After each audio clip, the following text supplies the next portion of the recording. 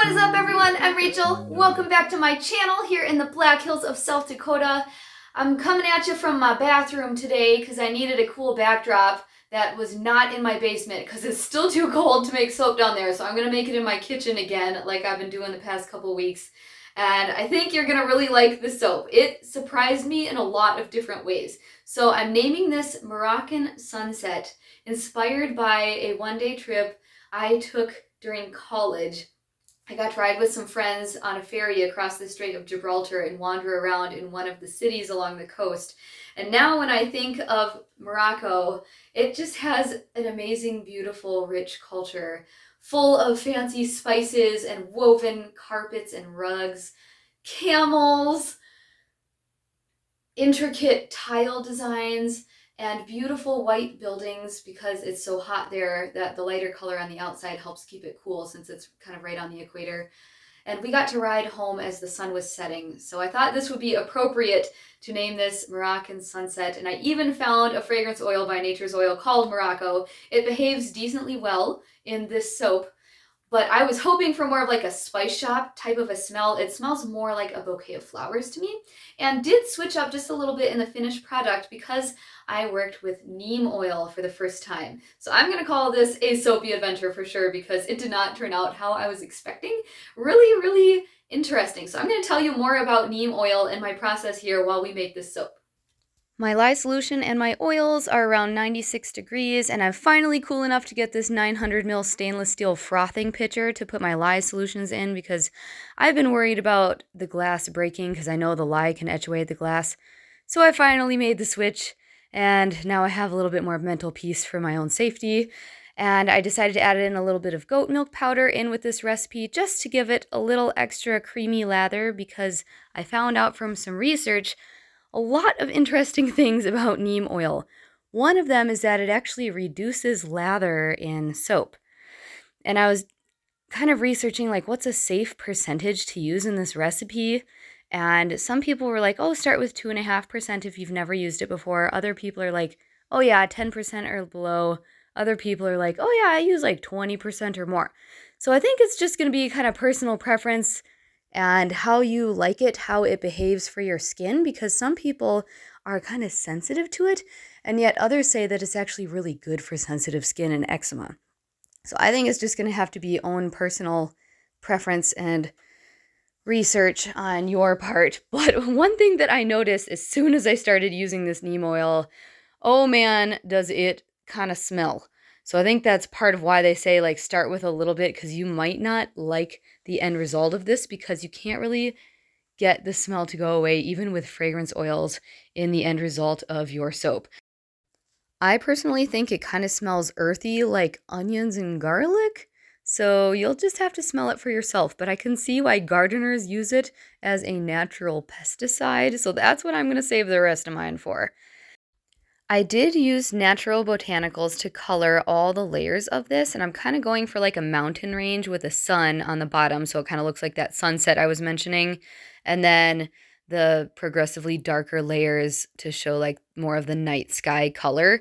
So I started off with this charcoal layer, but I did actually overmix this first layer. I did not realize what was going to happen here, but I walked away to rinse my stick blender. I was back within 45 seconds, and come to find out, neem oil actually accelerates soap pretty bad. So I'm going to be hustling butt for the rest of this and really mixing. And yeah, I even had to switch to my left arm because I was like cramping up. So here's my charcoal layer that I'm going to end up using a spoon for part of it to kind of make this mountainy look that I'm going for. My other layers, I ended up using turmeric and then some madder root mixed with rose kaolin clay. And then my top layer, I used some indigo powder, and I basically just let them sit in a little bit of oil. I think I used some olive oil. Just let it sit there for a little while, and you can add some heat to really infuse those colors in if you want. I didn't end up needing to in this because they had kind of that natural hue that I was going for anyways, but you kind of have to stay the course with the indigo because it looked like a forest green at first. I was not expecting that, and I was like, okay, I know this is gonna work out, but I just need to be patient here and let it do its thing. So you can see after adding the fragrance oil, it kind of made this natural soap color a little bit better, but that neem oil is like an orangish color. So I poured that in right over my circle embed, and I basically just had to use a spatula to kind of smooth this out for every single layer. And I did a lot of tapping.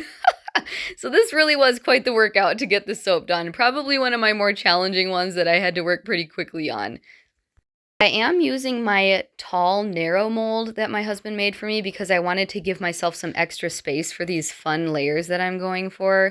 And for the top texture, I decided to just make like a carpet design with a fork. So it kind of reminded me of some of the different woven fabrics or even like the intricate tile designs or wood carvings. So yeah, you'll have to let me know what you think of it, if you think it's fitting or not.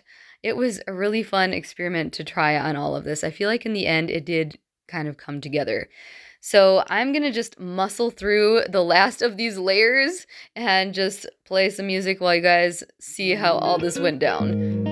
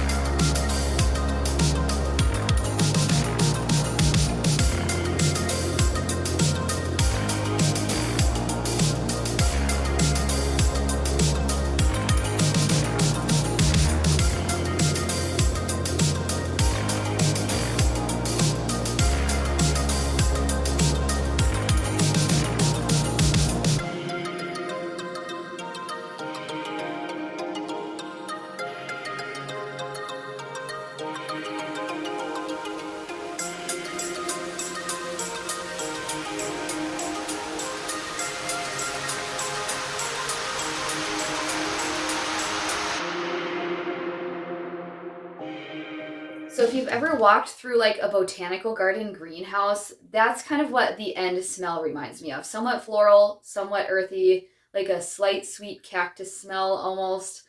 Overall, I took a walk on the wild side and it came out better than I was expecting, so I'm really happy with that. I had a lot of fun making it even though my arm was like cramping up. It's just because I had just canned like 15 quarts of applesauce the night before, and so like I'm still a little sore. So if you think you want to work with neem oil, make sure you do a few stretches ahead of time so you're ready for the acceleration that's going to happen. This kind of reminds me of like a desert sunset too. So overall, super cool. It only partially gelled and I'm like still waiting for this color to see if it'll change or not. I love this color contrast. This is a new favorite for sure. But it's funny how it's like gray where it got to sit with the air exposed. So I'm assuming eventually that will happen with this. But I like how the indigo and the neem kind of complemented each other to make this really nice bluish gray color. I hope you guys had fun with me on this adventure today. Don't forget to like and subscribe. Leave me a comment. I will see you guys in the next one very soon.